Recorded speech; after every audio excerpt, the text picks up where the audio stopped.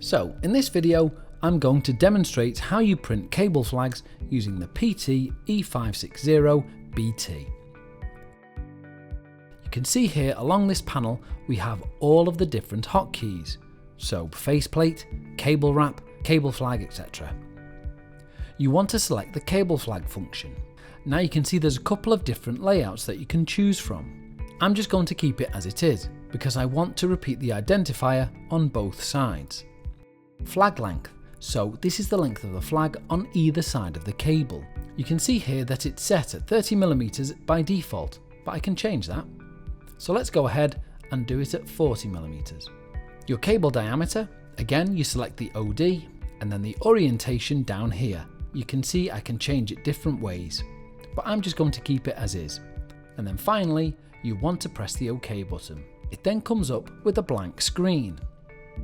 So I'm actually going to serialize the job to save time, rather than type out every label individually. So first we need to enter our identifiers.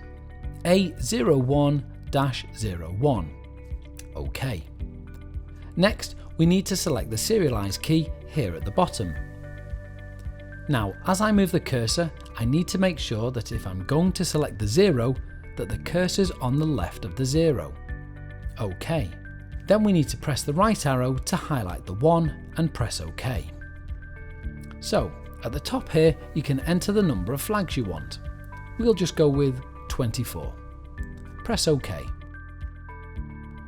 At this point you can preview how your labels are going to look. Once we're happy, press Escape to come out of there, and then we can go ahead and print.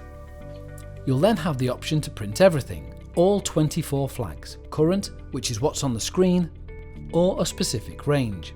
I'm going to select range. And we can choose, say, 1 to 4. And then we hit the print button. Now, with the half cut feature, it's going to print off all the labels in one continuous strip. This just allows you to peel off one label at a time as you apply them to each cable. So there you have your 4 cable flags. A01-01 to A01-04. So what I'll do is I'll come down here to A01-01 and here's your perforated cut, which allows you to peel the label off nice and easily. So at this point you can go ahead and install the flag. A little tip, it does leave a line that shows you the centre, so when you come to wrap the label around the cable, just ensure that the line is along the centre of the cable and you should get a nice neat cable flag.